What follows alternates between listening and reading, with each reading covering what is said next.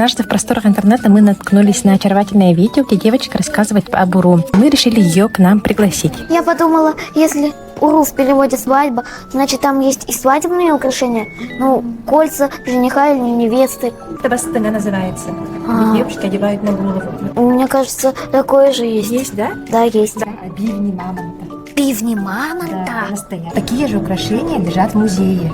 В музее Ярославском. Прям такие же носили наши предки якуты давным-давно. Какая тяжелая. Мне кажется, что чуть-чуть. Просто у меня мышцы немного накачанные. Я же плаванием занимаюсь. А бриллианты знаю. Это такие драгоценные камни.